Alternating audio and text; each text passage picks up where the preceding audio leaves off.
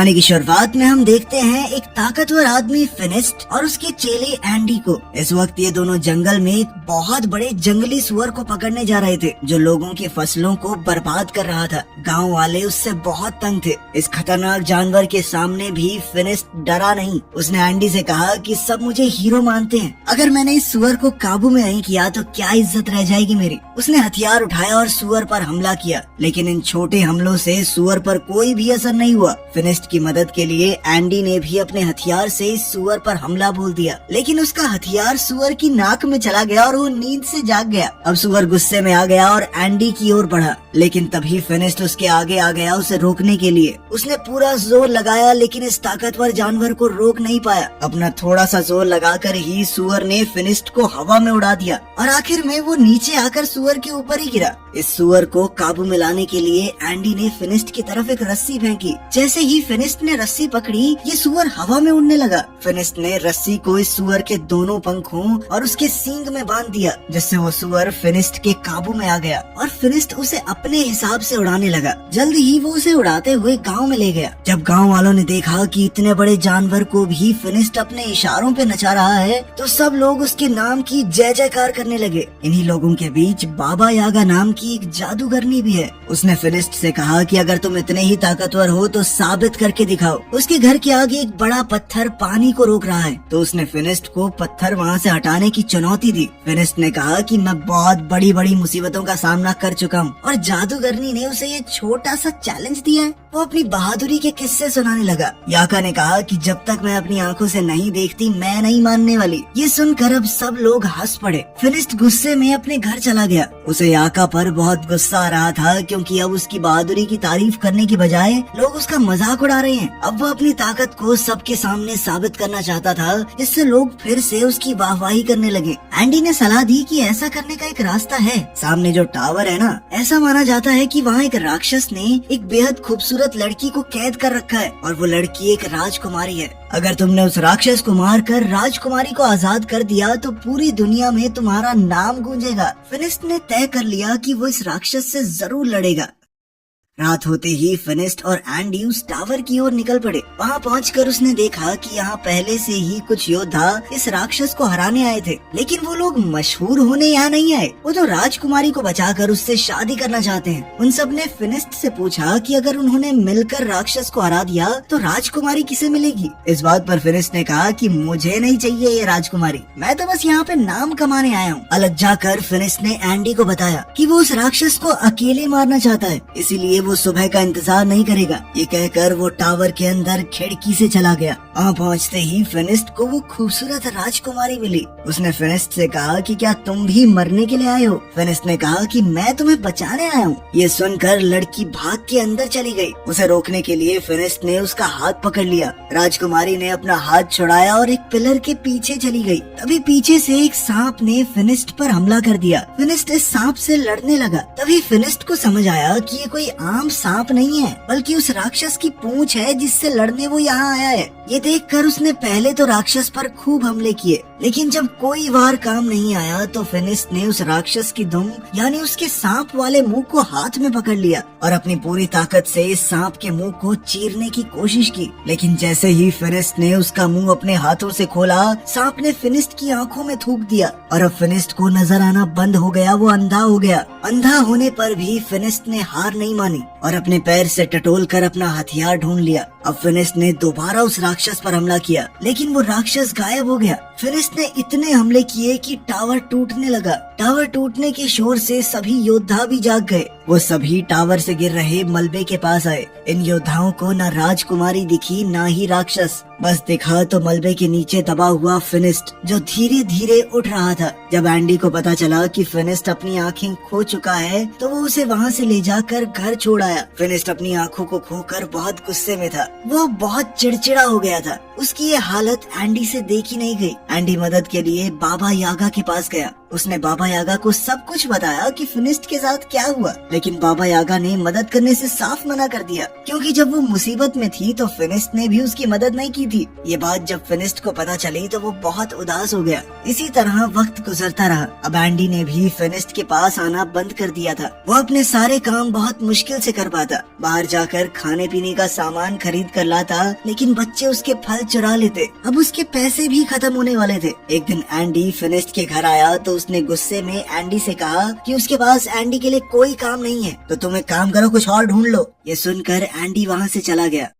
बीतते समय के साथ फिनिस्ट के सारे पैसे खत्म हो गए। अब वो दिन आ गया कि फिनिस्ट बाजार के सड़े गले फल खाने लगा। ऐसे ही एक दिन जब उसे सड़ा गला फल भी नहीं मिला तो वो अपनी टोकरी लेकर बाजार में बैठा रहा। बाबा यागा वहाँ से गुजर ही रही थी कि तभी उसने फिनिस्ट को देखा, तो उसने अपनी टोकरी से कुछ खाने का सामान फिनिस्ट की टोकरी में डाल दिया। इससे पहले ये दोनों कुछ बात करते गाँव पर कुछ लुटेरों ने हमला कर दिया। ये लुटेरे गाँव के लोगों को मारने लगे। फिनिस्ट देख तो नहीं सकता, लेकिन उसे अच्छे से सुनाई दे रहा था कि कैसे लोग मर रहे हैं, तड़प रहे हैं। जैसे ही लुटेरे उसके पास आए, उसने आवाज सुनकर वापस उन पर हमला किया। कुछ देख ना पाने के बावजूद भी सिर्फ आवाज के सहारे वो 2-3 डाकुओं से एक साथ लड़ रहा था। एक दूसरे डाकू ने फिनिस्ट पर रस्सी फेंकी, लेकिन फिनिस्ट ने ये रस्सी पकड़कर डाकू को घोड़े से नीचे गिरा दिया और फिर उसे अपनी तरफ खींचकर उसकी खूब धुलाई की। लेकिन कुछ डाकुओं ने पीछे से उस पर हमला किया और वो वहीं बेहोश हो गया। जब उसे होश आया तो वो एक शिप में था।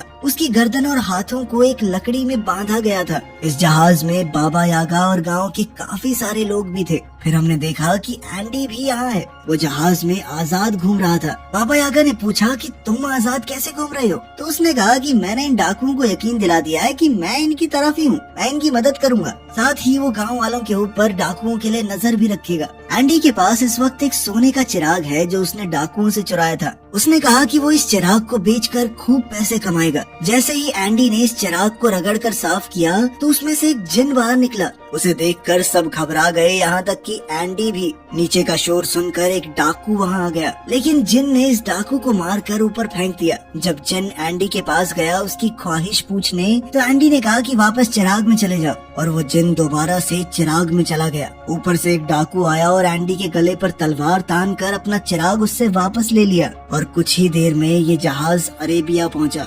गांव से लाए हुए सभी लोगों को गुलाम के तौर पर बेचने के लिए खड़ा कर दिया गया। वहाँ एक नकाबपोश आदमी आया और उसने फिनिस्ट, बाबा यागा और एंडी को खरीद लिया। वो उन्हें अपने महल में ले गया। वहाँ पहुँचते ही सभी लोग इतना बड़ा महल देखकर हैरान रह गए। इस महल में रोबोट काम कर रहे थे। हालांकि ये बहुत ही पुराना जमाना है। तभी उस आदमी ने अपने चेहरे से नकाब हटाया। उसने कहा कि हैरान मत हो, मैं एक साइंटिस्ट हूँ और ये सभी रोबोट उसी ने बनाए थे। इस आदमी ने बताया कि उसने और भी बहुत सी मशीनें बनाई हैं जिससे इंसानों का काम आसान हो सके। फिनिस्ट ने इस आदमी को अपनी कहानी बताई कि कैसे वो पहले एक बहुत ताकतवर योद्धा था और अंधा होने के बाद उसकी जिंदगी नर्क हो गई। साइंटिस्ट ने कहा कि मैंने तुम्हारे और बाबा यागा के बारे में सुना है। यह आदमी गुलामों को खरीदकर उन्हें आजाद कर देता है। जैसे ही खाने का वक्त हुआ, साइंटिस्ट ने अपने रोबोट से खाना मंगवाया। ये देखकर तो सब लोग बहुत इम्प्रेस हो गए। इन सबको लगा कि ये कोई जादू है, लेकिन साइंटिस्ट ने बताया कि ये कोई जादू वादू नहीं है, मैं पिछले 500 साल से इनके ऊपर काम कर रहा हूँ। ये सुनकर यागा हैरान हो गई और कहा कि तुम 500 साल से इतने जवान कैसे हो? इस पर साइंटिस्ट ने कहा कि मैंने एक ऐसा केमिकल तैयार किया था जिसे पीकर लोग हमेशा के लिए जवान बने रह सकते हैं। अब वो उन तीनों को अपनी लैब दिखाने ले गया। वहाँ जाकर फिनिस्ट ने पूछा कि तुमने ये केमिकल कैसे तैयार किया और क्या उसे पीकर मेरी आँखें भी वापस आ सकती हैं? साइंटिस्ट ने कहा कि उससे तो नहीं हो पाएगा, लेकिन मेरे पास एक दूसरी चीज है। उसने फिनिस्ट को एक चश्मा पहनाया जिससे उसे दोबारा सब कुछ दिखने लगा। साइंटिस्ट का मानना था कि साइंस की मदद से कोई भी चमत्कार किया जा सकता है और जो लोग जादू का इस्तेमाल करते हैं वो दुनिया को नुकसान पहुंचाते हैं, और इन नुकसान पहुंचाने वाली चीजों को खत्म करने के लिए ही उसने एक मशीन बनाई है। अपनी बात को साबित करने के लिए उसने वो चिराग निकाला जो उसने लुटेरों से खरीदा है। यागा ने कहा कि ये खतरनाक हो सकता है, लेकिन साइंटिस्ट रुका नहीं। उसने चिराग को घिसा और उसमें से जिन निकला। उसने अपनी मशीन चला दी जिसने जिन को अपने अंदर खींच लिया, जिसके बाद उसने कहा कि देखा, मेरे आविष्कार ने जीनी को खत्म कर दिया। उसी रात साइंटिस्ट को पता चला कि पास की एक पहाड़ी पर एक राक्षस है जो आम आदमियों को नुकसान पहुंचा रहा है। साइंटिस्ट ने कहा कि उसे तो पकड़ना ही होगा। जब ये बात फिनिस्ट को पता चली कि इस राक्षस का शेर जैसा मुंह है और सांप जैसी दुम, तो फिनिस्ट तुरंत समझ गया कि ये तो वही राक्षस है जिसने उसे अंधा किया था। फिनिस्ट ने साइंटिस्ट से कहा कि मैं भी साथ चलूंगा, मुझे उस राक्षस से बदला लेना है। लेकिन साइंटिस्ट उसकी जान को खतरे में नहीं डालना चाहता। इस पर फिनिस्ट ने कहा कि आपने मेरी मदद की है, इसलिए मैं भी आपकी मदद करूंगा। इसके बाद साइंटिस्ट ने फिनिस्ट को एक गैजेट दिया जिसे अगर राक्षस के पास रखा जाए तो वो खुद ही उसमें कैद हो जाएगा। रात को बाबा यागा इस साइंटिस्ट की लैब में घुस गई। वो यहाँ से उस केमिकल को पीना चाहती थी ताकि वो भी हमेशा जवान रहे, लेकिन साइंटिस्ट ने उसे पकड़ लिया और कहा कि अगर तुम लोग राक्षस को लाने में कामयाब हो गए तो मैं खुद ही तुम्हें उस केमिकल का थोड़ा हिस्सा दे दूंगा। अगले दिन जब वो सभी लोग जाने के लिए तैयार हुए तो साइंटिस्ट ने उन्हें अपनी स्पेसशिप दिखाई जिसकी मदद से वो वहाँ बहुत जल्दी पहुँच सकते हैं। उसने उन सब को उसे चलाना सिखाया। जाने से पहले साइंटिस्ट ने कहा कि मुझे वो राक्षस जिंदा चाहिए। साइंटिस्ट ने फिनिस्ट के हथियार को भी बेहतरीन बना दिया था। अब उसमें एक बटन था जिसे दबाते ही वो सब किया जा सकता है जो एक मामूली हथियार पहले नहीं कर पाता। अब उन्होंने उस उड़न तश्तरी में बैठकर अपना सफर शुरू किया और जल्द ही ये लोग उस पहाड़ी पर पहुंच गए जहां वो राक्षस है। काफी देर तक ढूंढने के बाद आखिरकार फिनिस्ट को उस राक्षस के पाँव के निशान मिल गए। वो निशान एक गुफा के अंदर जा रहे थे। फिनिस्ट ने साइंटिस्ट की मशीन इस गुफा के बाहर रख दी। फिनिस्ट जानता था कि उसे राक्षस को मारना नहीं है, सिर्फ कैद करना है। इसीलिए वो बड़े आराम से अंदर गया और अपने हथियार से राक्षस को ललकारा और फिर वो बाहर आ गया। जैसे ही वो बाहर आया तो उसका सर एक पेड़ से टकरा गया जिससे वो वहीं पर बेहोश हो गया। राक्षस भी गुफा से बाहर निकल आया। इससे पहले राक्षस फिनिस्ट को कुछ नुकसान पहुंचाता, बाबा यागा ने जल्दी से उस मशीन को एक्टिवेट कर दिया। उस मशीन के अंदर से बहुत सारी चेन बाहर आई और राक्षस को खींचकर अंदर ले गई। फिर यागा ने लिवर दोबारा से दबाया और मशीन बंद हो गई। कुछ ही देर में फिनिस्ट को भी होश आ गया और अब वो सब लोग मिलकर वापसी का सफर करने लगे। सफर बहुत लंबा था, इसीलिए ये लोग रात को बीच रास्ते में ही आराम करने लगे।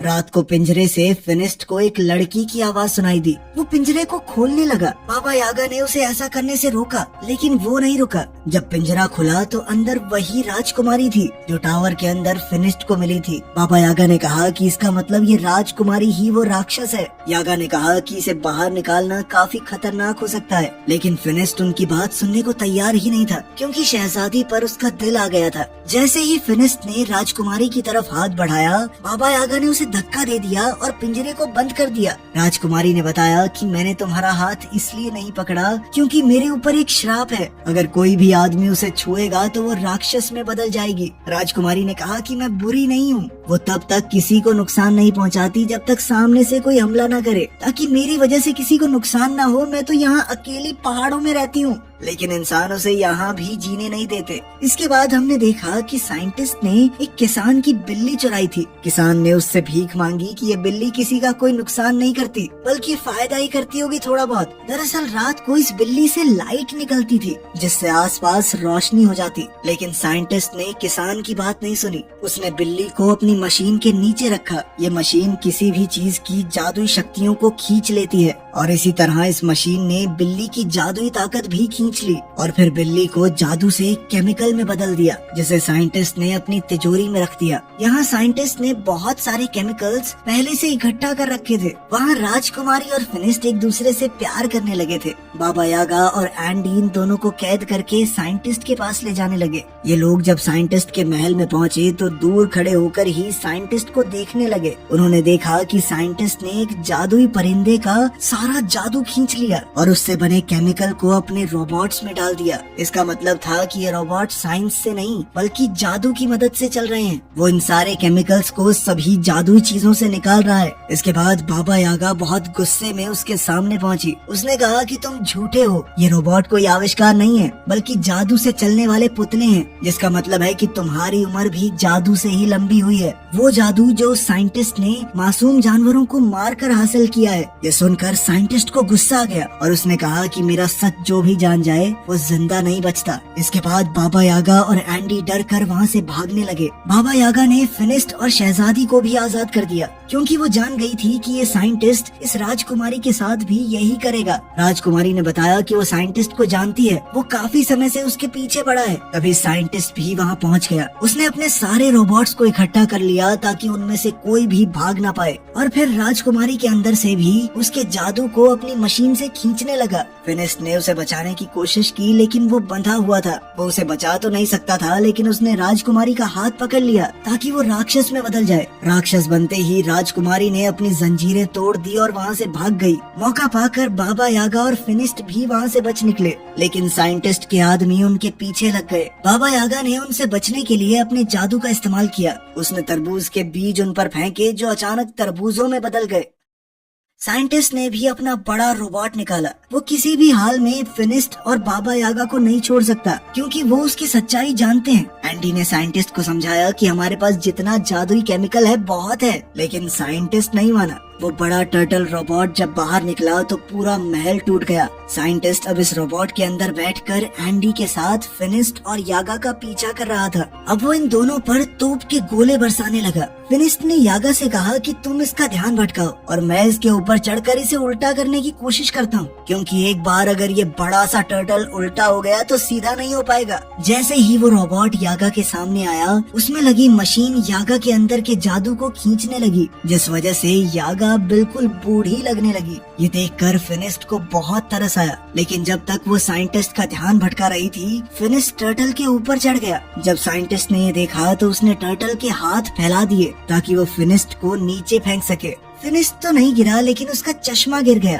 अब उसे दिखना बंद हो गया था। बाबा यागा ने जैसे ही ये देखा तो वो फिनिस्ट की मदद करने लगी, उसे बताने लगी कि कैसे लड़ना है, कहाँ जाना है। इतनी ही देर में राक्षस बनी हुई वो राजकुमारी वहाँ आ गई। उसे देखकर साइंटिस्ट डर गया। वहीं फिनिस्ट ने टर्टल के गले में जंजीर बांध दी और उसे उल्टा करने लगा, जिसके बाद टर्टल के अंदर मौजूद सारा जादुई केमिकल नीचे गिरने लगा। साइंटिस्ट ने अपने जादुई पंखों से वहाँ से बच निकलने की कोशिश की, लेकिन उसके जादुई पंखों ने काम नहीं किया और वो नीचे उस जादुई केमिकल में गिरकर मर गया। वहीं फिनिस्ट भी अब थक कर बेहोश हो गया था। राजकुमारी उसे वहाँ गिरा हुआ देखकर रोने लगी, क्योंकि उसे डर लग रहा था कि इसे कुछ हो तो नहीं गया। वो फिनिस्ट से सच्चे दिल से प्यार करने लगी थी। जैसे ही शहजादी के आंसू फिनिस्ट की आंखों में गिरे तो उसे अचानक ही होश आ गया, साथ ही उसकी नजर भी वापस आ गई थी। फिनिस्ट ने उससे अपने प्यार का इजहार किया और हमेशा राजकुमारी के साथ रहने का वादा भी, लेकिन राजकुमारी ने कहा कि अपने श्राप की वजह से मैं तुम्हारे साथ नहीं रह सकती। फिनिस्ट उदास हो गया और अपने बाकी साथियों के साथ गाँव वापस आ गया, लेकिन अभी भी वो राजकुमारी की याद में खोया हुआ था। जब बाबा यागा दोबारा जवान होने का रास्ता ढूंढ रही थी तो उसे राजकुमारी की श्राप को तोड़ने का तरीका भी मिल गया। वो खुशी से फिनिस्ट के पास गई और ये खुशखबरी उसे दी। उसने बताया कि ये श्राप शहजादी को जानबूझकर दिया गया है, इसमें उसकी कोई गलती थोड़ी है, और अब उनका अगला काम राजकुमारी के श्राप को काटना ही होगा। लेकिन वो शायद इस मूवी के अगले पार्ट में दिखाया जाएगा, जो कि अभी आया नहीं है। वीडियो पसंद आई तो लाइक कर देना, चैनल को सब्सक्राइब कर देना।